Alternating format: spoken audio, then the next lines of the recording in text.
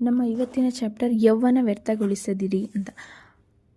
ಹರೆಯವನ್ನು ವ್ಯರ್ಥಗೊಳಿಸುವ ಹಾಗೂ ಶಿಸ್ತಿನಿಂದ ಕೆಲಸ ಮಾಡದವರಿಗೆ ಯಶಸ್ಸು ಸಿಗುವುದಿಲ್ಲ ಎಂದು ಚರಿತ್ರೆ ಹೇಳುತ್ತದೆ.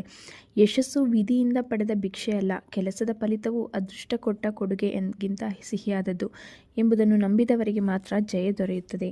ಕುಡಿತ, ಮೋಜು ಮಸ್ತಿ, ಧೂಮಪಾನ, ಮತ್ತಕಾರಕಗಳ ಬಳಕೆ ಹೆಚ್ಚಳಗೊಂಡಿದೆ. ಯುವಜನ ಇಂತಹ ಚಟುವಟಿಕೆಯಲ್ಲಿ ತಮ್ಮ ಸಮಯ ವ್ಯರ್ಥಗೊಳಿಸುತ್ತಿದ್ದಾರೆ. ಗರಿಷ್ಠ ಮಜಾ ಇವರ ಉದ್ದೇಶ. ನಿರಂತರ ಮೋಜು ಒಂದು ಭ್ರಮೆ. ಹೀಗಾಗಿ ಇಂತಹ ಬಿಸಿಲು ಕುದುರೆ ಏರುವವರಿಗೆ ಬೇಗ ಭ್ರಮ ನಿರಸನ ಆಗುತ್ತದೆ. ನಿಜ, ಯೌವನ ಎಂಬುದು ಮಜಾ ಮಾಡುವ ವಯಸ್ಸು. ಚಿಂತೆ ಸಮಸ್ಯೆಗಳು ಕಡಿಮೆ ಇರುತ್ತವೆ. ಆದರೆ ಯೌವನ ಎಂಬುದು ಬದುಕಿಗೆ ಅಸ್ಥಿಭಾರ ಹಾಕಬೇಕಾದ ಕ್ರಿಯಾಶೀಲ ಅವಧಿ ಕೂಡ. ನೀವು ಯೌವನವನ್ನು ವ್ಯರ್ಥವಾಗಿ ಜಾರಿ ಹೋಗಲು ಬಿಟ್ಟರೆ ಸಮೃದ್ಧ ಪ್ರೌಢಾವಸ್ಥೆ ನಿಮಗೆ ದಕ್ಕಲು ಸಾಧ್ಯವಿಲ್ಲ. ಬಾಲ್ಯದಿಂದಲೇ ವಿಷಯವೊಂದಕ್ಕೆ ತಮ್ಮನ್ನು ಅರ್ಪಿಸಿಕೊಂಡು ನಿರಂತರ ಸಾಧನೆಗೈದು ಖ್ಯಾತಿಯ ಶಿಖರ ಏರಿದ ಹಲವು ಉದಾಹರಣೆಗಳಿವೆ. ನೋಡೋಣ ಬನ್ನಿ. ಯಾವುದಂದರೆ SOS ಸೇವ್ ಅವರ್ ಸೋಲ್ಸ್ ಅಂತ. ಇದು ಟೈಟಾನಿಕ್ ಹಡಗಿನ ನಿಸ್ತಂತು ಆಪರೇಟರ್ ಜಾಕ್ ಫಿಲಿಪ್ಸ್ ಹೊರ ಜಗತ್ತಿಗೆ ಕಳುಹಿಸಿದ ಸಂದೇಶ. ಅಟ್ಲಾಂಟಿಕ್ ಸಾಗರದ ಮಬ್ಬು ಹಾದಿಯಲ್ಲಿ ಮಂಜುಗಡ್ಡೆ ಗುಡ್ಡವೊಂದಕ್ಕೆ ಡಿಕ್ಕಿ ಹೊಡೆದ ಟೈಟಾನಿಕ್ನ ಕ್ಷಣಗಣನೆಯ ಆರಂಭವಾಗಿತ್ತು. 1500 ಜನರಿದ್ದ ಹಡಗು ಶೀತಲ ನೀರಿನಲ್ಲಿ ಮುಳುಗುತ್ತಿದ್ದಂತೆ ಜೀವ ಉಳಿಸಿಕೊಳ್ಳಲು ಎಲ್ಲರೂ ಹೊರಗೆ ಹಾರಿದರು. ಅದು ಏಪ್ರಿಲ್ 15, 1912. ಜೀವರಕ್ಷಕ ನಾವೆಯಲ್ಲಿ ನ್ಯೂಯಾರ್ಕ್ ಸೇರಿದ 706 ಮಂದಿ ಹೇಳಿದ ಹೆಸರು ಒಂದೇ: ಮಾರ್ಕೋನಿ. ನಿನ್ನಿಂದ ನಮ್ಮ ಜೀವ ಉಳಿಯಿತು ಅಂತ. ನಿಸ್ತಂತು ಸಂಪರ್ಕಕ್ಕೆ ಮನ್ನಣೆ ದೊರೆಯಿತು. ಮಾರ್ಕೋನಿ ಜಗವಂದ್ಯನಾದ. ಮಾರ್ಕೋನಿ ರೇಡಿಯೋ ಕಂಡುಹಿಡಿತಾರಲ್ಲ, ಅದರಿಂದ ಎಷ್ಟೋ ಜನಕ್ಕೆ ತಲುಪಿ 706 ಮಂದಿ ಬದುಕು ಉಳಿತಾರೆ. ಸೊ ಅವರು ಥ್ಯಾಂಕ್ಸ್ ಹೇಳ್ತಾರೆ. ಸೊ ಇಂದು ಮನೆಗಳಲ್ಲಿ ರೇಡಿಯೋ ಮೂಲಕ ಹರಿದು ಬರುವ ಸಂಗೀತ ನಮ್ಮೆಲ್ಲರ ಮನಸ್ಸನ್ನು ಸಂತಸಗೊಳಿಸಿದರೆ, ಆರ್ದ್ರಗೊಳಿಸಿದರೆ ಅದರ ಶ್ರೇಯಸ್ಸು ಮಾರ್ಕೋನಿಗೆ ಸಲ್ಲಬೇಕು. 12ನೇ ವಯಸ್ಸಿನಲ್ಲಿ ಮಾರ್ಕೋನಿಗೆ ರಸಾಯನಶಾಸ್ತ್ರ, ಭೌತಶಾಸ್ತ್ರ ಹಾಗೂ ವಿದ್ಯುತ್ ಬಗ್ಗೆ ಆಸಕ್ತಿ ಹುಟ್ಟಿತು. 15ನೇ ವಯಸ್ಸಿನಲ್ಲಿ ಬೋಲೋನಾ ವಿಶ್ವವಿದ್ಯಾನಿಲಯ ವಿದ್ಯಾರ್ಥಿಯಾಗಿದ್ದ ಆತ ನಿಸ್ತಂತು ಅಲೆಗಳ ಚಲನೆ ಬಗ್ಗೆ ಓದಿದ. ಸಂವಹನಕ್ಕಾಗಿ ಅವುಗಳನ್ನೇಕೆ ಬಳಸಬಾರದು ಎಂದು ಆಲೋಚನೆ ಆತನಿಗೆ ಬಂದಿತು. 21ನೇ ವಯಸ್ಸಿನಲ್ಲಿ ಆರಂಭಿಸಿದ ಆತನ ಶೋಧ ಕಾರ್ಯ ನಿಸ್ತಂತು ವಾಹಕದ ಆವಿಷ್ಕಾರದೊಂದಿಗೆ ಮುಕ್ತಾಯಗೊಂಡಿತು. ಬ್ರಿಟನ್ ಸರ್ಕಾರ ಹಾಗೂ ದೊಡ್ಡ ಖಾಸಗಿ ಕಂಪನಿಗಳು ಆತನ ಶೋಧವನ್ನು ಪುರಸ್ಕರಿಸಿದವು. ಥಾಮಸ್ ಎಡಿಸನ್ ಕೂಡ ಇದೇ ಗುಂಪಿಗೆ ಸೇರಿದವ. ಆತನದು ಪ್ರಶ್ನಿಸುವ, ಪರಿಶೀಲಿಸುವ ಮನಸ್ಸು. ಬೆಂಕಿ ಹೊತ್ತಿ ಉರಿದರೆ ಏನಾಗುತ್ತದೆ ಎಂದು ನೋಡಲು 6ನೇ ವರ್ಷದಲ್ಲಿ ಬಣವೆಗೆ ಬೆಂಕಿ ಹಚ್ಚಿದ್ದ. ಬಣವೆ ಜೊತೆಗೆ ಆತನ ಮೈ ಕೂಡ ಸುಟ್ಟಿತು. 10 ವರ್ಷ ಆಗಿದ್ದಾಗ ಸಮವಯಸ್ಕರೆಲ್ಲ ಸಾಹಸ ಕುರಿತ ಪುಸ್ತಕ ಓದುತ್ತಿದ್ದರೆ ಎಡಿಸನ್ ರಸಾಯನಶಾಸ್ತ್ರದ ದಪ್ಪ ಹೊತ್ತುಗೆಗಳನ್ನು ಓದುತ್ತಿದ್ದ. 15ನೇ ವಯಸ್ಸಿನಲ್ಲಿ ವೀಕ್ಲಿ ಹೆರಾಲ್ಡ್ನ ಸಂಪಾದಕ, ಪ್ರಕಾಶಕನಾದ. ಆತ ಅಸಂಖ್ಯ ಆವಿಷ್ಕಾರ, ಉತ್ಪನ್ನ ಶೋಧಿಸಲು ಈ ಅಂಕೆ ಇಲ್ಲದ ಕ್ರಿಯಾಶೀಲತೆಯೇ ಕಾರಣವಾಯಿತು.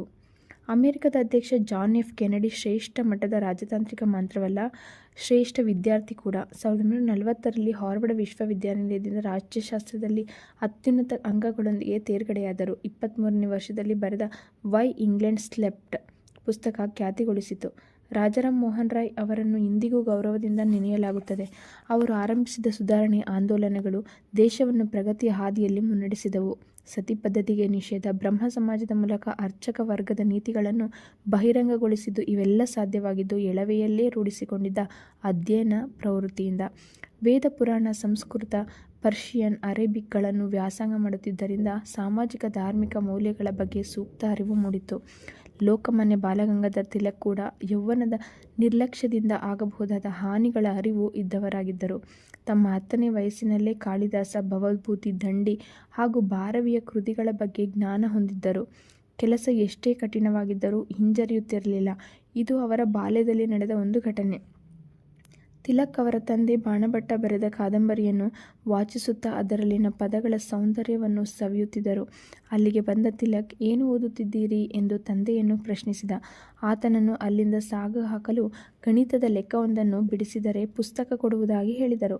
ಬಾಲಕ ಇದಕ್ಕೆ ಒಪ್ಪಿಕೊಂಡ. ಕಠಿಣವಾದ ವಯಸ್ಸಿಗೆ ಮೀರಿದ ಲೆಕ್ಕವನ್ನು ಕೊಡಲಾಯಿತು. 2 ಗಂಟೆ ಹೆಣಗಾಡಿದ ತಿಲಕ್ ಲೆಕ್ಕವನ್ನು ಬಿಡಿಸಿದರು. ತಂದೆ ಮರು ಮಾತನಾಡದೆ ಪುಸ್ತಕ ಕೊಡಬೇಕಾಗಿ ಬಂದಿತು. ಹಿಡಿದಿದ್ದನ್ನು ಬಿಡದೆ ಮುಗಿಸುವ ಇದೇ ಬುದ್ಧಿ ಮುಂದೆಯೂ ಅವರ ಜೊತೆ ಬಂದಿತು. ಗೋಪಾಲಕೃಷ್ಣ ಗೋಖಲೆ ಬಾಲ್ಯದಿಂದಲೂ ಕಠಿಣ ಪರಿಶ್ರಮಿ. ಹೀಗಾಗಿ ಕಡಿಮೆ ಅವಧಿಯಲ್ಲಿ ಅಪಾರ ಸಾಧನೆ ಮಾಡಿದರು. 18ನೇ ವಯಸ್ಸಿನಲ್ಲಿ ಪದವಿ, 20ನೇ ವಯಸ್ಸಿನಲ್ಲಿ ಪ್ರೊಫೆಸರ್, ಸುಧಾರಕ ಪತ್ರಿಕೆಯ ಸಹ ಸಂಪಾದಕ, 21ನೇ ವಯಸ್ಸಿನಲ್ಲಿ ಸಾರ್ವಜನಿಕ ಸಭಾದ ಕಾರ್ಯದರ್ಶಿ ಹಾಗೂ ಚಾತುರ್ಮಾಸಿಕ ಪತ್ರಿಕೆಯ ಸಂಪಾದಕ. 25ರಲ್ಲಿ ಬಾಂಬೆ ಪ್ರಾವಿನ್ಷಿಯಲ್ ಸಮಿತಿಯ ಕಾರ್ಯದರ್ಶಿ, 34ರಲ್ಲಿ ರಾಷ್ಟ್ರೀಯ ಕಾಂಗ್ರೆಸ್ನ ಕಾರ್ಯದರ್ಶಿ ಹಾಗೂ 39ನೇ ವಯಸ್ಸಿನಲ್ಲಿ ಕಾಂಗ್ರೆಸ್ ಅಧ್ಯಕ್ಷರಾಗಿ ಆಯ್ಕೆಯಾದರು. ಗಾಂಧೀಜಿಯವರಿಂದ ತಮ್ಮ ರಾಜಕೀಯ ಗುರು ಎಂದು ಕರೆಸಿಕೊಂಡ ಗೋಖಲೆ ಚಿನ್ನದ ಚಮಚ ಬಾಯಲ್ಲಿ ಇಟ್ಟುಕೊಂಡು ಹುಟ್ಟಿರಲಿಲ್ಲ. ಅವರದು ಕಷ್ಟದ ಬದುಕು. ಆದರೆ ಅಲ್ಪಾವಧಿಯ ಜೀವಿತದಲ್ಲಿ ಘನವಾದ ಕೆಲಸ ಮಾಡಲು ಸಾಧ್ಯವಾಗಿದ್ದು ವೃತ್ತಿನಿಷ್ಠೆ ಹಾಗೂ ಆದರ್ಶದಿಂದಾಗಿ. ಹೊಸ ಶಕೆ ನೋಡೋದಾದರೆ, ತಮ್ಮ ವೈಜ್ಞಾನಿಕ ಬರಹಗಳ ಮೂಲಕ ಹೊಸ ಶಕೆಗೆ ಆರಂಭ ನೀಡಿದವರು ಜೂಲ್ಸ್ ವರ್ನ್. ಆತನ ಬರಹಗಳು ಎಷ್ಟು ಸ್ಫೂರ್ತಿದಾಯಕವಾಗಿದ್ದವು ಎಂಬುದನ್ನು ಸಾಕ್ಷಿ ಈ ಮಾತು. ತಮ್ಮ ಪುಸ್ತಕಗಳಲ್ಲಿ ವರ್ನ್ ಸ್ಪಷ್ಟವಾಗಿ ಸರಳವಾಗಿ ವಿವರಿಸಿದ್ದನ್ನು ವಿಜ್ಞಾನಿಗಳು ರೂಪಿಸುತ್ತಿದ್ದಾರಷ್ಟೇ. ಆತನ ಆಲೋಚನೆಗಳನ್ನು ವಾಸ್ತವಕ್ಕೆ ಇಳಿಸಲಾಗುತ್ತಿದೆ. ವರ್ನ್ ಅಸಾಧಾರಣ ಬೌದ್ಧಿಕ ಸಾಮರ್ಥ್ಯವುಳ್ಳವನಾಗಿದ್ದನು. ಕಠಿಣ ಶ್ರಮ, ಯೋಜನಾಬದ್ಧ ಹಾಗೂ ಸೂಕ್ತ ತಯಾರಿಯಿಂದ ಅವಕಾಶ ಸಿಕ್ಕೊಡನೆ ಅದನ್ನು ಬಳಸಿಕೊಂಡರು. ಖ್ಯಾತ ಕಲಾವಿದ ಲಿಯೋನಾರ್ಡೊ ಡಾ ವಿಂಚಿ ಕಲಾಕೃತಿಗಳಿಗೆ ಸೋಲದವರೇ ಇಲ್ಲ. 15ನೇ ವಯಸ್ಸಿನಲ್ಲಿ ಆತ ಕೀಟಗಳ ಮಾದರಿಯನ್ನು ಸಂಗ್ರಹಿಸುತ್ತಿದ್ದ. ನಿರಂತರ ಪ್ರಯತ್ನ ಶ್ರಮದಿಂದಾಗಿ ಇತಿಹಾಸದ ಪುಟಗಳಲ್ಲಿ ಯಾರೂ ಕದಲಿಸಲಾಗದ ಸ್ಥಾನ ಗಳಿಸಿದ. ವಿಜ್ಞಾನಿ ಬೇಸ್ ಪಾಸ್ಕಲ್ ಮರಣ ಹೊಂದಿದಾಗ ಅವರಿಗೆ 39 ವರ್ಷ. ಅಷ್ಟರಲ್ಲಿ ತನ್ನ ಆವಿಷ್ಕಾರಗಳಿಂದ ಪಾಸ್ಕಲ್ ಅಜರಾಮರವಾಗಿದ್ದರು. ಅವರು ಕಂಡುಹಿಡಿದ ಕ್ಯಾಲ್ಕುಲೇಟರ್ ಕೂಡು, ಕಳೆ, ಗುಣಿಸು, ಭಾಗಿಸುವ ಪ್ರಕ್ರಿಯೆಯನ್ನು ಸರಳಗೊಳಿಸಿತು. ಇದನ್ನೇ ಮುಂದುವರಿಸಿ ಕಂಪ್ಯೂಟರ್, ಆಲ್ಟಿಮೀಟರ್ ಮತ್ತಿತರ ಸಾಧನಗಳ ಆವಿಷ್ಕಾರಗೊಂಡವು. ತನ್ನ 12ನೇ ವಯಸ್ಸಿನಲ್ಲಿ ಪಾಸ್ಕಲ್ ಲೆಕ್ಕಶಾಸ್ತ್ರದ ರೇಖಾಚಿತ್ರಗಳನ್ನು ಅಧ್ಯಯನ ಮಾಡುತ್ತಿದ್ದ.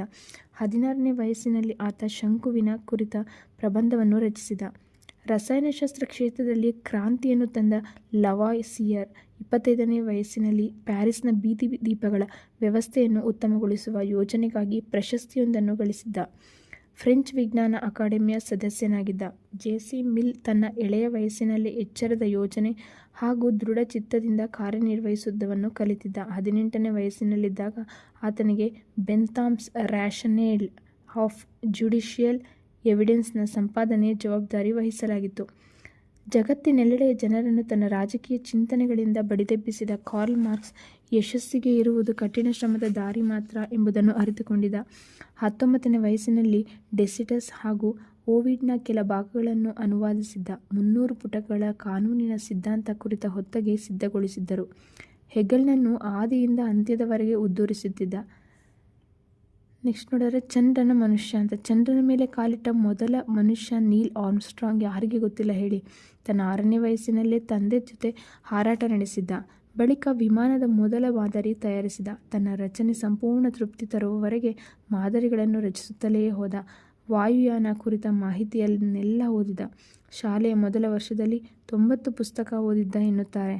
17ನೇ ವರ್ಷದಲ್ಲಿ ಏರೋನಾಟಿಕ್ ಇಂಜಿನಿಯರಿಂಗ್ ವ್ಯಾಸಂಗಕ್ಕೆ ವಿಶ್ವವಿದ್ಯಾನಿಲಯ ಸೇರಿದ. ಈ ಎಲ್ಲ ಉದಾಹರಣೆಗಳಿಂದ ನಮಗೆ ಗೊತ್ತಾಗುವುದು ಯೌವನವನ್ನು ವ್ಯರ್ಥಗೊಳಿಸಬಾರದು. ಯಾರು ಹರೆಯದಲ್ಲಿ ಕಲಿಕೆ, ಶ್ರಮದ ಭದ್ರ ಬುನಾದಿ ಹಾಕುತ್ತಾರೋ ಅವರಿಗೆ ಭವಿಷ್ಯದಲ್ಲಿ ಸಮೃದ್ಧ ಫಲ ಸಿಗುವುದು ಖಾತ್ರಿ ಅಂತ ಹೇಳ್ತಿದ್ದಾರೆ. ಈ ಚಾಪ್ಟರ್ ತುಂಬ ಚೆನ್ನಾಗಿದೆ. Thank you. ವಾಚ್ ಮಾಡಿ, ಈ ಬುಕ್ನ ಪರ್ಚೇಸ್ ಮಾಡಿ ಓದಿ.